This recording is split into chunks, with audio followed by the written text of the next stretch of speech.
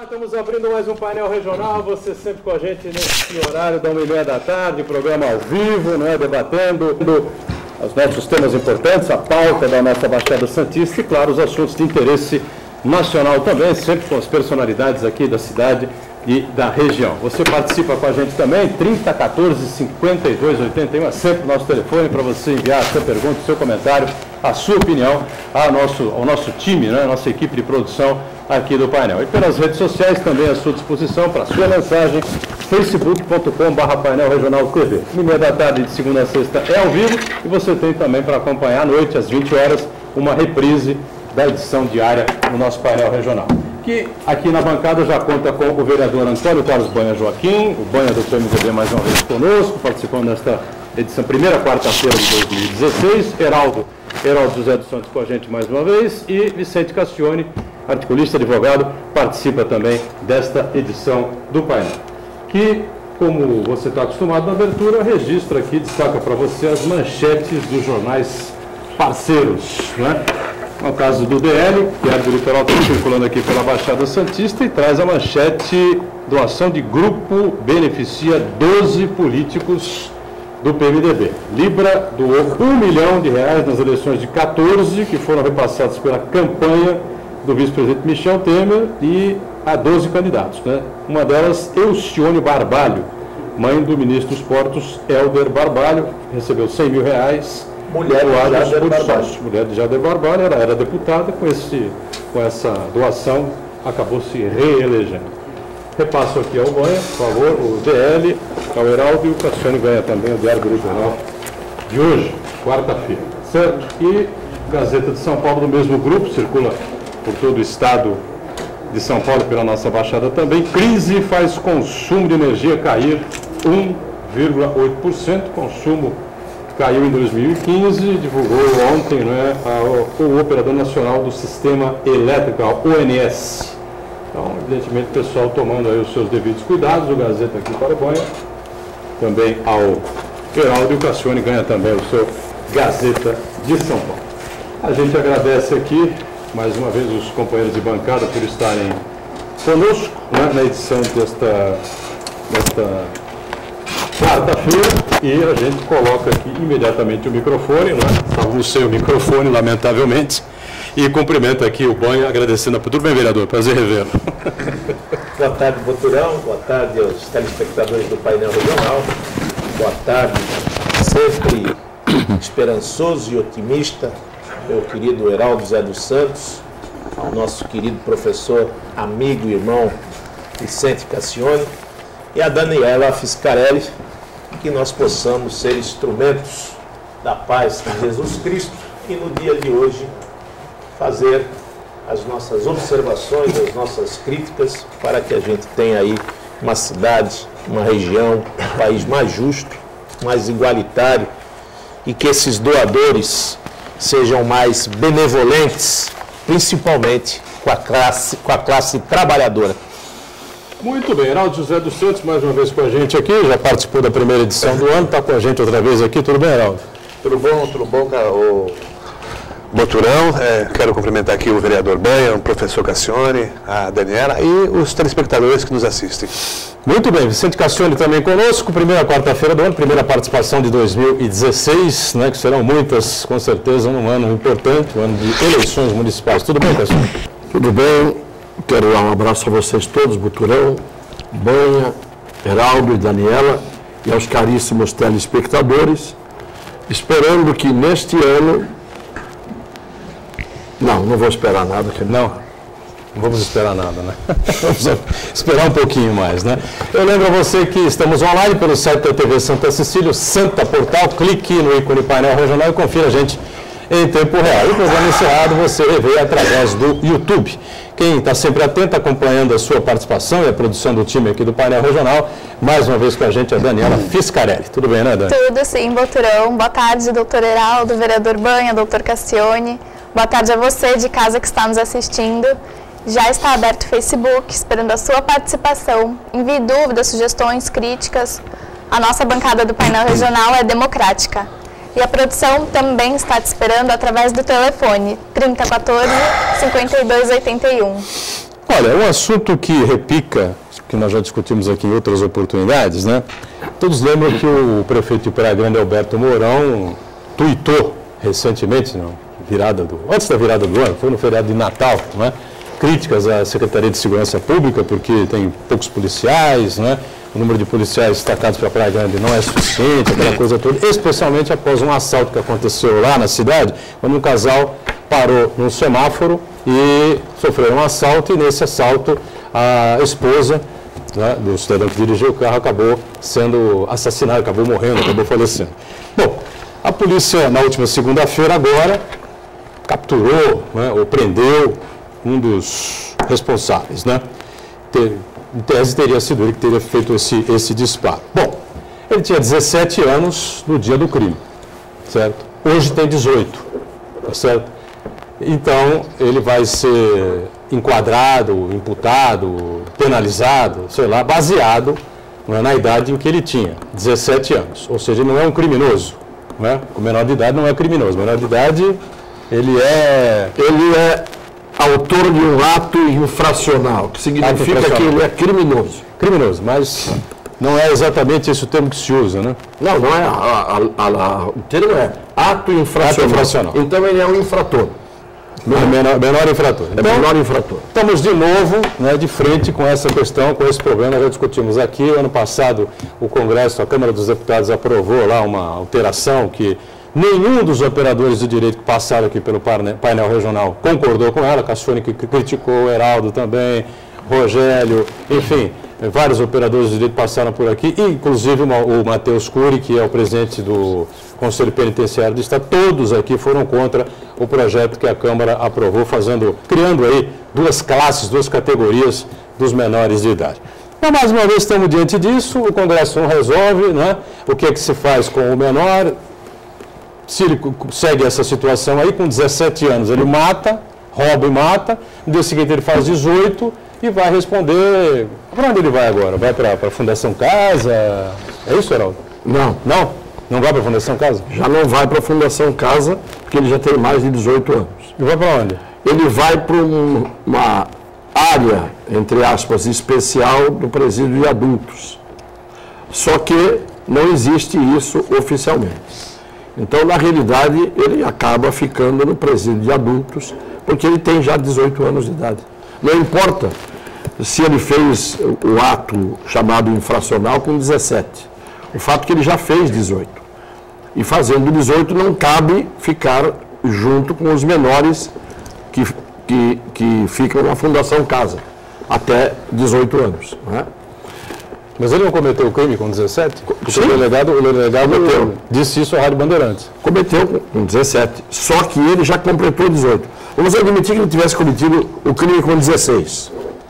E que ele tivesse 3 anos, que é o máximo, de período de internação. Porque não é prisão, é internação na Fundação Casa. Quando ele fizesse 18 lá dentro, ele já não podia ficar mais lá dentro. Ele já tem que ser transferido. O que deveria haver era um estabelecimento especial para recolher aqueles que, tendo atingido 18 anos, depois de cometer um crime com menos de 18, ficassem ali. Como não tem, perfeitamente normal que ele vá para uma ala especial, que deveria haver, para os menores infratores que atingiram 18 anos. E, infelizmente, a essa altura eu não sei para onde ele vai. Acho que a providência divina poderia tê-lo mandado para o cemitério. A providência divina, mas os desígnios de Deus a gente não conhece.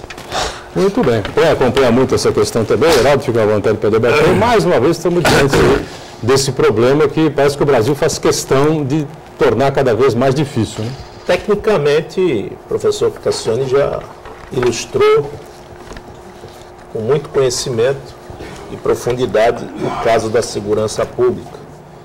Mas nós não podemos afrontar e nem desrespeitar a maior autoridade de uma cidade, que é o seu prefeito. É o administrador da cidade. Ele, queiramos nós ou não, foi eleito pelo povo e sabe principalmente, eu não quero ser o advogado aqui do prefeito Mourão, mas tem sido o melhor administrador de prefeitura de quase todos os tempos. Um grande administrador.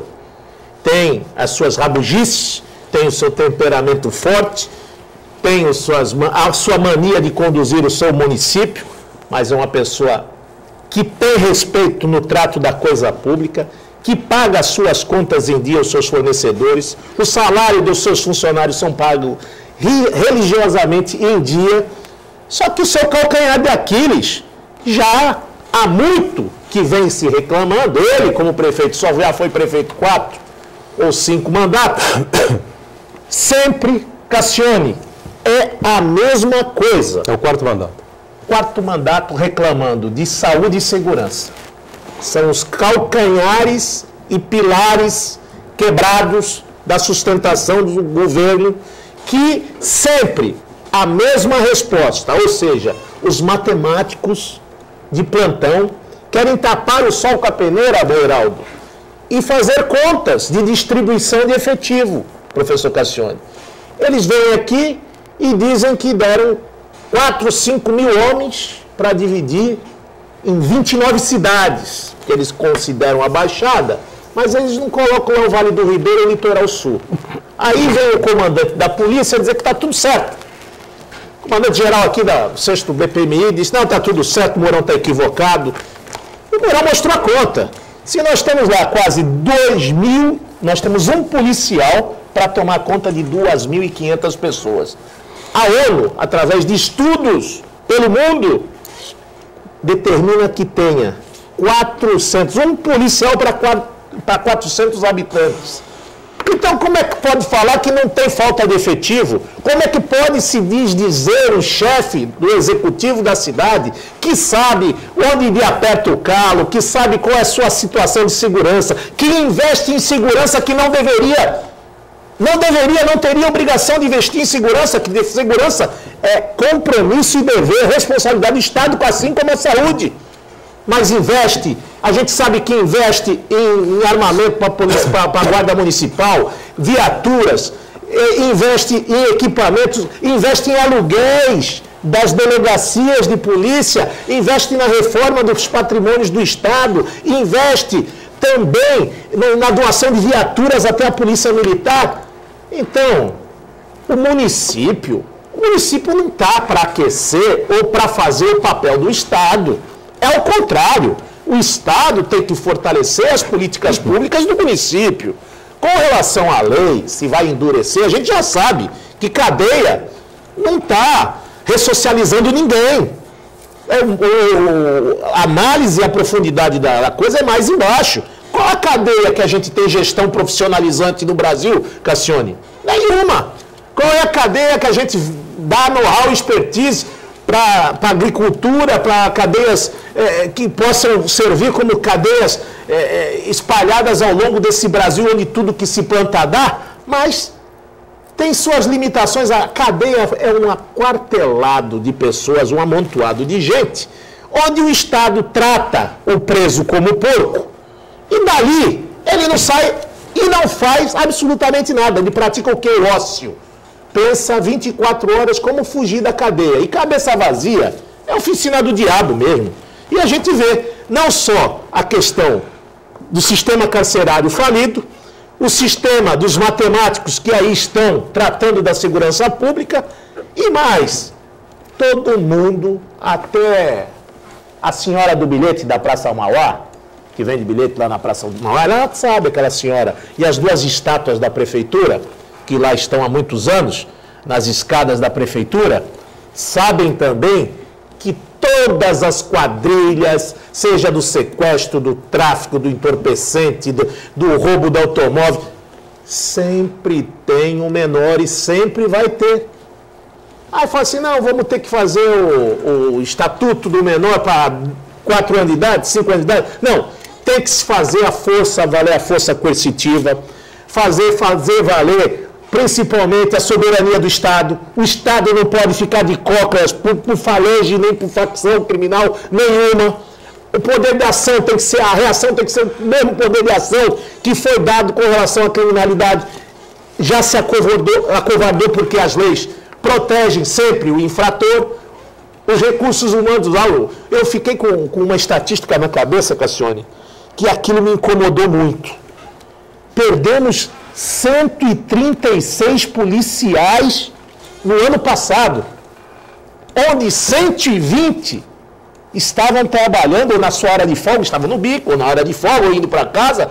Só 16 morreram no confronto direto com a marginalidade. Ou seja, estão saturando o policial de trabalho, porque se o soldo é pouco, ele tem que trabalhar, ele tem que fazer bico, ele já não tem reflexo, ele já não tem condição nem psicológica para tratar, para ter dignidade no seu trabalho. Qual é a habitação que mora um policial? Qual é a dignidade que ele pode dar aos seus filhos se ele não consegue sossego? Se estiver trabalhando, pode acontecer alguma coisa com a sua família. Então, tem que parar de brincar de segurança pública, tem que parar o país de dizer que está tratando o preso para ser reintegrado à sociedade, tem que parar esses iluminados que fazem leis diuturnamente e que lá mudam alguma vírgula, algum trecho, quando são incomodados, como fez o sequestro. Sequestro foi feito para garantir a vida do bacana, para garantir a vida de quem tem dinheiro, porque sequestro é sinônimo de dinheiro. Então o sequestrador, hoje ele não vai. Falou, opa, é roubada. Se eu for, é roubada. Ele não vai. Vai pensar 2, 3, 4, 5 mil vezes. Mas o tráfico de entorpecente está aí, para quem quiser ver. E nós tivemos aqui, quero parabenizar e cumprimentar a equipe do Paulo Carvalhal, onde na Prainha, Cassione, ele fez uma apreensão lá, sua equipe da Polícia Civil, de 94 quilos de cocaína. Você acha, naquela posição geográfica da Prainha, aquilo ali ia ser para consumo interno? R$3 milhões aprendeu. Que é rota internacional do narcotráfico há muito tempo.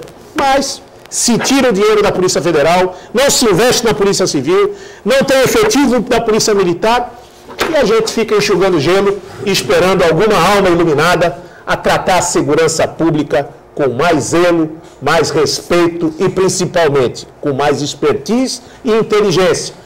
E as leis, ora leis, as leis servem para ser cumpridas. Eu acho que o judiciário, ele tem sido muito frouxo na aplicação, principalmente das penas, sejam elas alternativas, que em Santos eu vi alguns cumprirem penas alternativas, mas em muito, a grosso modo, Cassiano, você que é um criminalista atuante, no estado de São Paulo, que é a mola mestra, essas penas alternativas, elas funcionam mesmo e estão sendo aplicadas? Eu antes queria fazer uma reflexão a respeito do fato de o Mourão ter feito esta denúncia a respeito da falta de policiamento, de segurança, lembrando que o Mourão é do mesmo partido do senhor governador do estado de São Paulo. Se ele fosse de um partido de oposição, poderia haver resposta. Como ele não é, nós percebemos que a resposta ainda assim veio, mas veio mais tímida, porque o Alberto Mourão pertence ao PSDB, que é o partido do governador. Então, quando um prefeito que pertence ao partido do governo do estado, o governador do estado, faz esse tipo de denúncia, que não há dúvida nenhuma que é mais do que conhecida, isso tem um peso muito maior, porque não é uma panfletagem de oposição. O que me causa estranheza é esta tal matemática que mostra o seguinte: vieram para cá, na chamada Operação Verão, não sei quantos policiais a mais do que o efetivo fixo da região. Não sei se vocês têm os números, 2.000 mas cerca de 2.000 e tantos policiais vieram para cá. Aproximadamente. Muito bem. Qual é o meu raciocínio, caríssimo telespectador?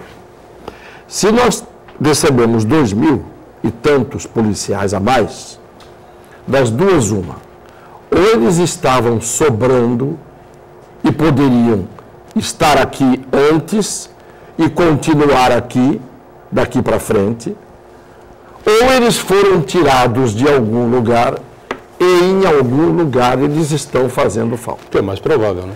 Isto é, você despiu aqui, deixou uma região nua para vestir a outra. E vestir mal e porcamente. Pôs um biquíni que mostra, que esconde quase nada, não é? Então, se um policial que vem para cá, ele pode ficar fora de onde ele estava, volto a repetir, senhor governador e senhoras, eu ia dizer, mas vou segurar. No começo do ano a gente tem que maneirar. Essas pessoas que dizem, não, nós estamos protegendo a região aqui do litoral na Operação Verão, mandamos 2.000 e tantos policiais, tiraram da onde, senhor cacique Tupinambá? Da onde tiraram esses policiais? Se está aqui e não está lá, lá está faltando. Se lá não falta, estavam sobrando e deveriam estar aqui. Eu estou dizendo alguma coisa errada? Não. Os meus netos de 5 anos de idade diriam assim, está certo, vovô, o seu raciocínio é lógico. Tá? Não precisa ser muito inteligente. A outra colocação que eu queria fazer é, nós estamos com estatísticas na mão que mostram que caiu o número de homicídios. Todo mundo sabe o que é homicídio, não é? Homicídio é a morte de um homem, de um ser humano. É essa a origem da palavra, do latim, homicídio é a morte de um ser humano. Caiu o número de homicídios. Bravo! Diminuiu o número de homicídios na região. No mês passado, não sei, era X, agora 2 a menos. Aumentou o número de latrocínios. Ora, meu Deus do céu, o que é o latrocínio? É muito mais grave quando aumenta o número de latrocínios, senhor governador, senhor secretário, sua excelência, senhor secretário de Segurança Pública, doutor Alexandre de Moraes, com as minhas reverências e o meu salam aleque, é muito mais grave o latrocínio. Sabe por quê? Porque o homicídio, ele pode nascer de causas acidentais, momentâneas, conjunturais. É uma briga de um casal, uma briga de um botequim, alguém perde a cabeça ou não perde a cabeça porque já não tem cabeça e mata o outro. Isso é um homicídio. Acontece, pode acontecer. O latrocínio é o ladrão que, para tirar o bem do outro, bem material, mata o outro reagindo ou não reagindo, o outro entregando ou não entregando o seu bem ao ladrão, e ele mata. Portanto, dizer que diminuiu o homicídio com o aumento do latrocínio é muito mais grave, porque o homicida nem sempre é um criminoso habitual e praticante. O homicídio pode ser praticado por qualquer um de nós em um determinado momento. Não há quem não possa um dia cometer esse erro. Agora, o latrocínio não. Latrocínio é bandido. Latrocínio é o sujeito que vai, mata para roubar. E aumentou o latrocínio. E como é que tem as pessoas o descaramento de dizer que diminuíram os homicídios, como se latrocínio fosse morte de galinhas no galinheiro? Então, quando a gente critica aqui, critica com base. Critica com base. Se não é com base, respondam então, contestem então o que está sendo dito aqui com base, não com estatísticas levianas e absolutamente enganosas, porque isto não dá mais para engolir. E agradeço a professor Cassione que eles, nesse momento de benemerência e doações, o Estado nos contemplou aqui com o empréstimo de 2 helicópteros para atender 29 cidades do município. Ou o cidadão toma conta da água, que é para salvar a vida, ou o cidadão toma conta do crime. Então, muito obrigado ao secretário pelo empréstimo dos helicópteros. Vamos a um rápido intervalo, na sequência retomamos aqui o nosso painel regional. Estamos de volta, segundo bloco aqui do nosso painel regional, Banha do PMDB conosco, Heraldo, Cassione, a Daniela já com as participações dos telespectadores, na produção do nosso time aqui do painel regional, mas se é para continuar a falar de problema, vamos continuar um pouquinho mais, porque os assaltos aqui nas nossas rodovias estão aumentando, né? E são cinematográficos agora, não é mais aquela história de você apenas desce pela Via Anchieta, aí o trânsito para, o pessoal sai lá do meio do mato, assalta 7, 8, 10 carros e depois some, desaparece, não. Agora os caras estão fazendo diferente, né? Estão pegando os carros deles, jogando o carro em cima das pessoas, né? As pessoas estão viajando, estão na Imigrantes, na Anchieta, na Padre Manuel da Nóbrega, jogando o carro para o acostamento. Carros furtados, os roubados, evidentemente, furtados, e eles vão lá, tentam assaltar, como aconteceu agora recentemente, segunda-feira à noite, por exemplo, um economista, tem 24 anos, foi interceptado lá na Padre Manuel da Nóbrega, o carro foi parar no acostamento, os bandidos atiraram contra ele, tentaram roubar, mas depois, não sei exatamente, a gente não sabe exatamente o que aconteceu, eles acabaram não acertando tiro algum, metralharam, atiraram no carro, e ele escapou com vida, eles fugiram, né? E no domingo, um homem que vinha de São Paulo, pela Via Anchieta, descendo a serra, foi fechado por uma EcoSport preta, como diz o Cassione, provavelmente furtada, claro, né? Quando os carros bateram, né? Os bandidos desceram, obrigaram o cidadão a ir para o banco do passageiro, banco de trás, né? E, na sequência, agrediram esse cidadão, ele percebeu que a arma do bandido que estava com ele no banco de trás não estava carregada, entrou em luta corporal com esse cidadão e um policial paisana vinha atrás, né? Constantemente acompanhando toda a cena, né? E acabou mais à frente dando voz de prisão quando o carro acabou batendo, né, colidindo com um caminhão. Houve troca de tiros também, os bandidos fugiram e esse policial e o cidadão que sofreu aí o assalto registraram um BO lá na delegacia de polícia de Cubatão. Então está virando... Sabe o quanto que a Ecovias arrecadou, com base nos cálculos dela mesma? 650 mil veículos desceram, tá certo? Nesse final de ano. 13 milhões de reais ela arrecadou, no mínimo, estou fazendo uma conta de pedágio a 20. Não estou colocando outros pedágios e outras coisas. Só o pedaginho da Imigrantes e da Anchieta, 650 mil carros, isso dá 13 milhões de reais em uma semana.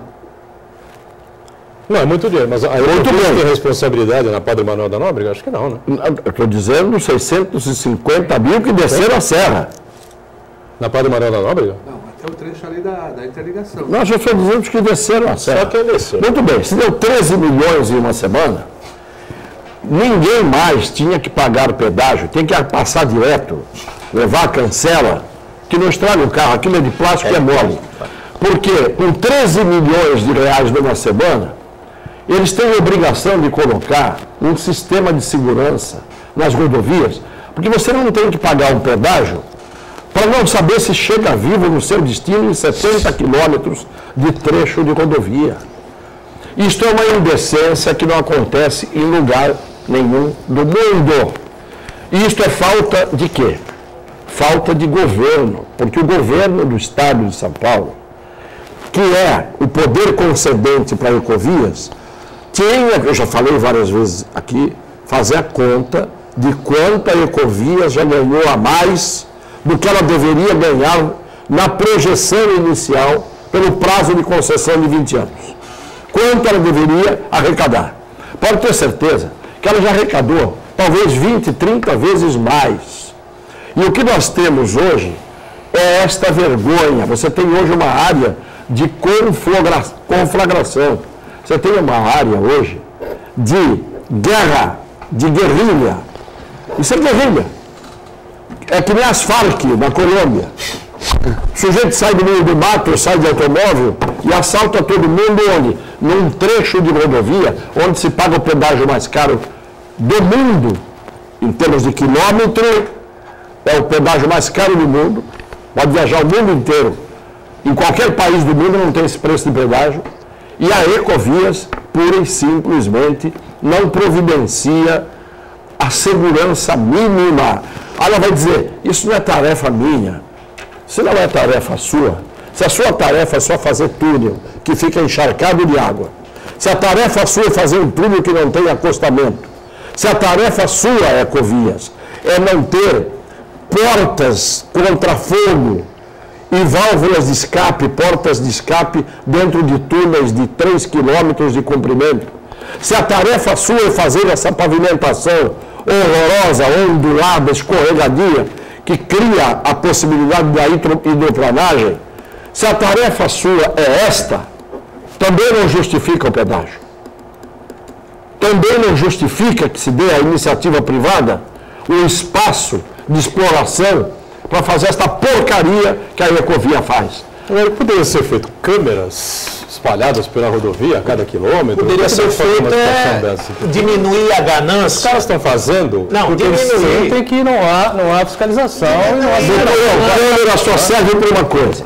A câmera só serve para o bandido se ver na televisão, entendeu? E dizer, olha lá como eu estou bonitão, praticando o crime. Porque ele sabe, olha aí, eu tenho três oitão na mão. É para isso que serve. Mas ele sabe que não vai ter nada mesmo, ele vai dar até tchau para a câmera. A câmera só funcionaria se houvesse todo... Olha, não é o corte, aquele acompanhamento o começo, meio fim. Logisticamente distribuído pela rodovia, as equipes, né, em sintonia com quem está monitorando o sistema. Pelo contrário, passe você no pedágio, sem pagar, que em menos de 3 minutos tem uma viatura da Polícia Rodoviária pegando.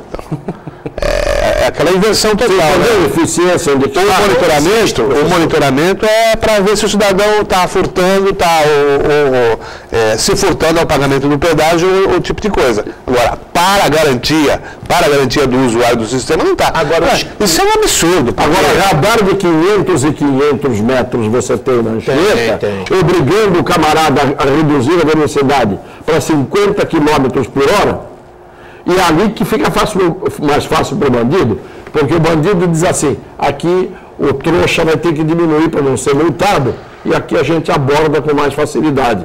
Agora, se os bandidos estão ali, por que a polícia não está ali?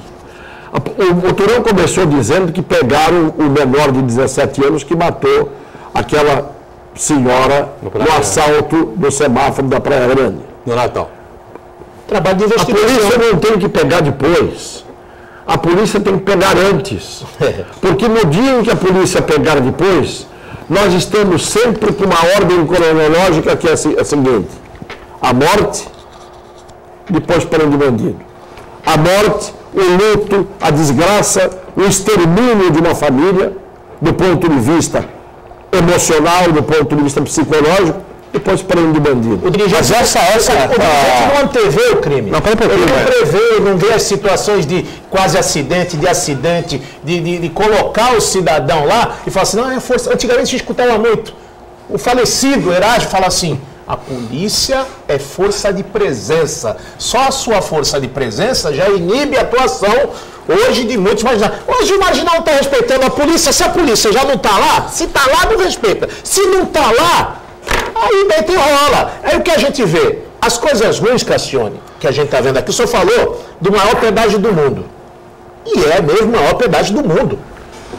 Está fazendo escola. Nós temos aí o Concais, por exemplo, é a maior taxa de embarque do mundo. Quais são as condições desse passageiro de ir lá? De sair e de chegar. Não tem, de ser atropelado pelo trem, por tudo. Aí a gente vai para a balsa. Velhas, obsoletas, ultrapassadas, que continuam sendo custo-benefício as mais caras também do mundo.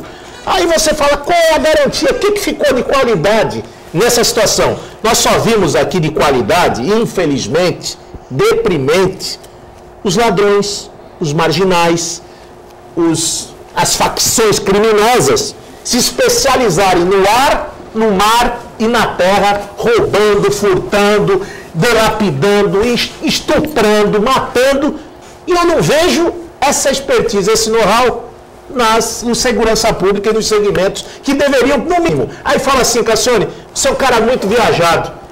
Ah, mas as concessionárias na Europa, no serviço público, cada quilômetro tem uma unidade hospitalar, tem lá de terapia intensiva, tem helicópteros que sobrevoam essas pistas na Europa, tem rotas de escape, rotas de fuga em todos os seus túneis que a gente vê.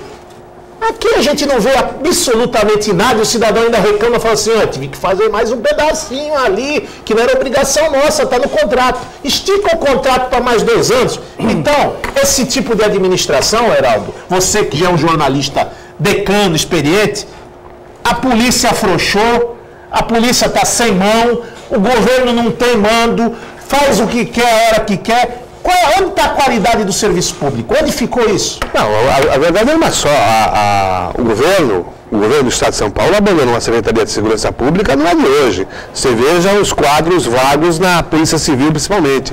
E a postura arrogante da Secretaria, ela se fez presente mais uma vez nessa questão aí dos 2 latrocínios que ocorreram lá em Praia Grande, porque quando o prefeito reclamou, qual foi a resposta da senhora Secretaria de Segurança Pública? Estatística, né? Não, Apresentou estatística. ela disse o seguinte, aquilo que o professor Cassiano acabou de dizer, de falar e de comentar. Os casos foram esclarecidos. Mas não é isso, meu Deus do céu, que as pessoas querem. As pessoas querem o quê? A prevenção. Então, é outra falácia essa história de dizer que a polícia conta com uma inteligência. Porque aquele ponto onde ocorreram os 2 latrocínios, em menos de 3 horas, já está mapeado, não é? Como de ocorrências frequentes desse tipo de coisa, de assalto. Eu acho que essas famílias que tiveram as pessoas mortas, porque foram 2 assaltos no mesmo cruzamento. Exatamente. Né? E em 3 horas de diferença de um para o outro. Eu acho que essas famílias teriam que ir até o secretário de Segurança Pública, ou até o governo do Estado, a sede do Palácio dos Bandeirantes, agradecer penhoradamente, porque a polícia conseguiu esclarecer os 2 crimes. Agora, que lógica é essa? Mas que lógica é esta? Você tem as pessoas morrendo e a polícia esclarece depois. Mas o que não pode acontecer é esta bandidagem toda andar solta em todos os lugares. Olha, vocês não têm ideia o que eu tenho cruzado com ladrão de moto e de bicicleta, virando na contramão. Você está numa mão única. De repente vira um sujeito com um embrulhinho debaixo do braço ou com um celular na mão e ele vem na contramão, bicicleta na contramão, motocicleta na contramão. Estão assaltando o tempo todo. Na cidade inteira você vê essas cenas. Esses ciclistas ladrões que roubam, arrancam as coisas, pegam a contramão, entram nas quebradas e desaparecem. E não há, evidentemente, ninguém que faça coisa nenhuma. Agora, com relação a Ecovias e o sistema cheio de imigrantes e a Padre Manuel da Nóbrega, que era a pauta aqui, rapidamente para a gente sair para o intervalo e voltar com as participações dos telespectadores. O que é que vocês querem e o que vocês sugeririam, então? Mais policiamentos, mais viaturas circulando, motos de policiamento, é isso? Menos ganância da Ecovias de só querer arrecadar uma fonte arrecadadora, que é a Casa da Moeda. Ela investir, se ela é concessão, se ali há uma concessão, ela tem que ser a concessionária na acepção da palavra. A concessionária ela vai dar condições não só da rodagem dos veículos, segurança da pista do começo ao final, as rotas de fuga sendo instaladas e principalmente tendo um atendimento médico e a sua comunicação, que é falha, porque se o cara parar no quilômetro 30 ou no quilômetro 35 ou no 50, pega aqueles telefoninhos lá, vê se todos eles estão funcionando. Então, rota de fuga na serra não vai dar, acho, né? Não tem como você fazer. Não foi feito investimento. Então, talvez hoje as prefeituras estão pagando um preço caro, muito caro, para que as entradas das suas cidades possam ser atendidas, para que o turista, para que o cidadão possa usufruir. Mas, infelizmente, Cassione, nós não vimos isso, porque cortaram o final do contrato com a Ecovias estas responsabilidades, que eram as obras complementares. E a gente está vendo os prefeitos aí se engalfinhando para ver se tira dinheiro do BNDES, se vai buscar dinheiro no Ministério da Cidade. É um dinheiro que já estava inserido nesse contrato, mas quem paga mal paga 2 vezes. E a gente viu isso. Eu queria também saber e decifrar o enigma, por que a rodovia Itanhaém, Parelheiros. 30 anos, 40 anos até hoje não sai do papel. Será que o interesse e o lobby da Ecovias é muito grande? Porque quem está padecendo é o cidadão que vai para esse litoral afora, Cassione, fica 6 horas para chegar em Piruíbe, para chegar em Itanhaém, para chegar em outros locais, outras praias mais longínquas, ele não tem como. Ele sai da Anchieta em 40 minutos, até chegar em Piruíbe, demora mais 6 horas. Então, fica inviável esse lazer, esse turismo ao litoral sul, mas infelizmente, enquanto não houver esse lobby e essa ganância da Ecovias, que comanda o governo do Estado, infelizmente. O intervalo e o painel regional volta daqui a pouquinho. Até já. De volta, terceiro e último bloco desta edição do painel regional, e a gente vai direto e reto aqui a nossa Daniela Fiscarelli, que está acompanhando aí, claro, as participações, mensagens, telefonemas, perguntas, comentários, né? Fique à vontade aí, Dani, pois não. Tem uma pergunta aqui do Jurandir Pereira. Cassione, você acha que a OAB cuida dos reais interesses do povo? OAB? A OAB? A OAB. Bom, em primeiro lugar, a OAB não tem que cuidar dos interesses do povo, tem que cuidar do interesse dos advogados. E não cuida. Quando cuida, cuida mal, mas não cuida.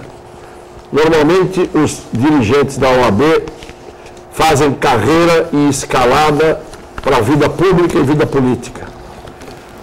Ouviram deputados, ouviram presidentes de organismos até internacionais, como a gente já viu, ouviram ministros e fazem prosperar os seus escritórios de advocacia. Porque o presidente da OAB e a equipe que comanda a OAB normalmente tem um escritório de advocacia privilegiado, né? Porque todo mundo fala, vou procurar o presidente da OAB que ele tem prestígio. Que a OAB dá para ele prestígio, não é ele que dá prestígio para a OAB. Então a OAB tinha que cuidar dos advogados. Mas houve um tempo em que a OAB cuidou dos interesses, dos direitos humanos, dos direitos do povo brasileiro, né, que viviam, as pessoas todas viviam no medo da ditadura, as prisões ilegais, etc, etc.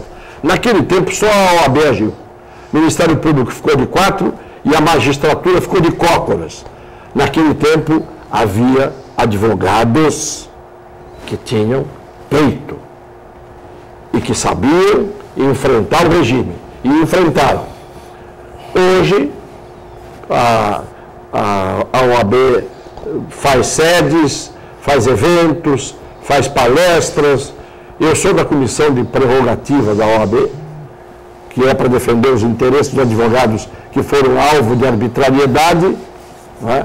E mal funciona isso. Então, a OAB é um organismo da entidade, da sociedade civil, que a gente chama. Sociedade civil é isso, organismos instituídos, que deveria participar, dando palpite, pelo menos, energicamente, em situações graves. E o que a gente tem visto hoje é uma OAB politizada, absolutamente partidarizada, falando a favor do governo de plantão, dependendo de quem é o presidente, ou falando contra o governo de plantão, se for antagônico. A OAB é uma trágica realidade no Brasil, perto do que ela foi. Eu, como advogado, lamento muito ter que dizer isso. Lamento muito ter que dizer isso. O advogado que se defenda sozinho, que se depender da OAB. Muito bem, Dani. Mais participações aí conosco? Temos sim, um comentário da Maria José do Boqueirão. Cassione, eu concordo totalmente com o que você falou. Pagamos os pedágios mais caros. Paguei em Atibaia R$ 1,80. Cheguei aqui e paguei R$ 23,00 sem a menor segurança na rodovia. Assino embaixo no que você disse. Não, tem várias rodovias que você paga preços realmente muito menores. Né? A Ecovias tem ali dentro uma quadrilha, um bando de ladrões e de omissos. E se quiserem me processar, ousem fazer isso. Porque aí vem mais chumbo grosso, porque eu tenho arquivo e tenho históricos. Você tem a rodovia Ayrton Senna, por exemplo, tem a Floriano Rodrigues Pinheiro, tem várias rodovias que rasgam aí o estado de São Paulo inteiro. Quase todas têm 3, 4 praças de pedágio. Você paga R$ 2,50 num, você paga R$ 2,90 no outro, 3 no outro. Quando acaba a viagem, você gastou R$ 11. E nós já debatemos isso aqui por diversas vezes, milhares de vezes, o pessoal está até cansado. Aí, a velha pergunta, Cassione, por que nós temos que passar pela Anchieta e pagar o mesmo preço da imigrância? Isso não tem quem estude, quem explique, quem se justifique, mas já enfiaram isso goela abaixo. Não, eles explicam, mas a gente não entende o que eles explicam. Agora eu vou fazer uma pergunta aqui que ninguém prestou atenção. Quilômetro quadrado e quilômetro quadrado. Vocês já perceberam que a pista sul da Anchieta, a que desce, nunca é fechada para manutenção? Vocês perceberam que durante a semana, 3 ou 4 dias por semana, fecha-se a pista norte, a que sobe da Anchieta, a que desce normalmente não fecha? Por quê? Onde é que está o pedágio? Na que sobe ou na que desce? Na que desce. Na que desce. Claro. A que sobe é fechada. Uma manutenção de anos e anos e anos a fio. Já pedi ao Ministério Público várias vezes aqui. Faça o que eu fiz. Eu peguei um helicóptero e sobrevoei a pista norte de subida da Anchieta, fechada para obras e manutenção. Não tinha um coitado de um funcionário sequer arrancando um matinho do acostamento. Limpa a pista. No tempo da cota, molecada jogando bola. Jogo de futebol da molecada da cota. Não tinha nada na pista. Que a Ecovias não explica por que ela fecha. Ela fecha por razões que a gente não sabe. Mas eu sei. Muito bem. Daniela, tem mais alguém conosco aí? Tem sim, uma pergunta do Custódio Fernandes. O Mourão é prefeito, mas quando ele foi deputado, o que ele fez de bom para mudar e melhorar a segurança pública? Eu não vejo projeto nenhum. Se a mesa sabe de algum, me diga. E Banha, Santos sofre de falta de água? Por que os chuveirinhos continuam saindo pouca água? Posso responder só do Mourão? Pode. O Mourão disse a mim, inclusive, né? A praia dele não é ser deputado federal. Ele, primeiro que não caberia a ele resolver o problema da segurança pública, que é de alçada estadual. Mas poderia ter feito alguns projetos que talvez fossem engavetados, como foram os meus. Mas ele mesmo disse, um dia para mim, eu não consigo entender como é que você conseguiu chegar lá e aparecer.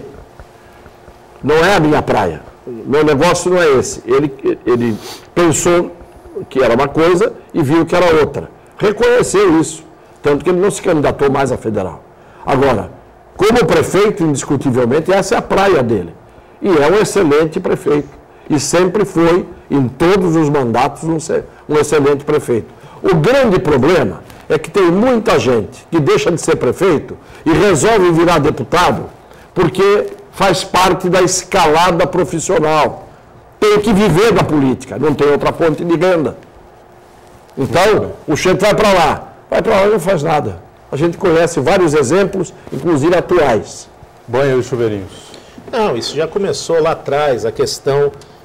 Quando você usa mal, você precisa conter. Se a gente está passando por uma crise hídrica, se a gente tem dificuldade no abastecimento até das próprias casas, como tiveram nossos irmãos em São Paulo, na Baixada a crise não foi tanta, mas tivemos alguns momentos de dificuldade, principalmente as contas, assustadoramente, contas elevadíssimas, as contas de água e de luz, o próprio município ele tem que, aquilo é pago pelo dinheiro do munícipe. Então, encher caixa d'água, dar banho no cachorro, lavar roupa, fazer uma atividade que não é a atividade para que foi criada, a finalidade que foi criada, aquilo foi para o cidadão, o usuário da praia, tomar um banho de salgada, tirar água salgada, lavar o pé e outra, enfim, foi começando a colocar temporizador, colocaram os lavapés, e mesmo assim, Cassione, ainda roubaram o temporizador, roubaram as torneiras, os lava-pés, depedraram os locais que as pessoas utilizam ali. Então, se faz de tudo, mas infelizmente o homem tem peçonha. Ele vai praticar o mal feito, ele vai destruir aquilo que está feito. É o dinheiro do trabalhador, é dinheiro meu, é seu, é dinheiro da comunidade, que vamos ter que gastar com retrabalho, refazer o que já estava feito. Mas, infelizmente, quando não se tem aquilo que deve ter, se coíbe, se disciplina e se regula. É o que está sendo feito aí hoje. Não teve uma presidente da Sabesp que disse que 30 anos não faltaria água aqui na região? Dilma Pena. Foi. Essa alma falou isso aí um dia. Mas tem tido falta d'água? Opa, Baixa eu pressão. tive Baixa pressão. Ontem faltou água na região do Imbarema. vários bairros aqui nobres, e se você for para a periferia, então a água não chega. Mas o governo do estado de São Paulo, mostrando a sua competência, conseguiu fazer com que chovesse bastante nesse período e a Cantareira já saiu do volume morto. Isso é eficiência do governo. Faz chover. Fez convênio com São Pedro? Fez convênio com São Pedro ou com o diabo. O ministro chefe da Casa Civil, Jacques Wagner, ex-governador da Bahia, ex-deputado federal, as lideranças das mais importantes do PT, disse ao Estado de São Paulo que o Partido dos Trabalhadores nunca havia comido melado. E quando comeu melado, se lambuzou. Ninguém vai questionar o cidadão, nenhum tribunal, nenhum juiz vai chamá-lo para que ele explique essa frase. Afinal de contas, ele é o ministro-chefe da Casa Civil de um governo que tem no topo dos partidos aliados o Partido dos Trabalhadores. E o ministro-chefe, ex-governador, ex-deputado, grande liderança, diz uma coisa dessas a um dos maiores jornais, dos jornais de maior circulação do país. Ele vai ser questionado por nada, ninguém vai perguntar a ele o que ele está querendo dizer, o que é que ele sabe que não foi dito ainda. Não, talvez ele não saiba muita coisa. Não sabe nada também. Não, talvez ele não saiba muita coisa do que já foi dito. Mas ele está fazendo uma autocrítica e está dizendo, com a falta que alguns têm de vergonha na cara e dizerem que está tudo bem, ele pelo menos disse, o PT não tinha comido melado, comeu melado, se lambuzou. Isso é uma autocrítica, eu vejo nisso, Buturão, um aspecto muito positivo. É aquela história de contrafatos do argumento, né, Cassiano? Claro, eu Estou dizendo que é positivo também, mas... Eu fui companheiro do Jacques Wagner quando ele era deputado federal. Ele sempre foi uma pessoa que não tinha conversa mole com ele. Quando ele tinha que bater no próprio companheiro de partido, ele batia. Ele era uma pessoa independente e ele não tem telhado de vidro. Então, na hora em que todo mundo fica embromando, como o Lula, que fica dizendo não sei disso, não sei daquilo, não é? Ou fui apunhalado pelas costas, o Jacques Wagner disse com todas as letras o seguinte, o PT não tinha comido do melado, que os outros comiam e se lambuzavam. O PT foi comer o melado. A velha política e tal. Exatamente. Também se lambuzou. E dizendo o seguinte, o PT fez a mesma que os outros. E o senhor lembra, o Jacques Wagner foi, recordar é viver, foi um dos políticos que teve a coragem de empeitar o Lula, porque naquela oportunidade o candidato era um candidato do PMDB, Sim. que era para ser apoiado na Bahia. Sim. E o Jacques Wagner, não, eu sou candidato pelo PT e foi, tanto é que foi o governador do estado. Se reelegeu e fez o sucessor. O Jacques Wagner é um homem de bem, eu conheci, não tenho dúvida, ele está fazendo uma autocrítica e dizendo para todo mundo aquilo que muita gente não quer dizer. Ele podia aproveitar o embalo e abrir tudo de uma vez por todas, é isso que eu queria dizer. Vamos fechando aqui o painel regional, estamos em cima da hora, agradecendo aqui sempre ao Banha, ao nosso Heraldo, Cassione também, e a Daniela que está sempre conosco acompanhando você e a sua participação. De segunda a sexta, 1h30 ao vivo, reprise às 8 da noite. Obrigado, tchau.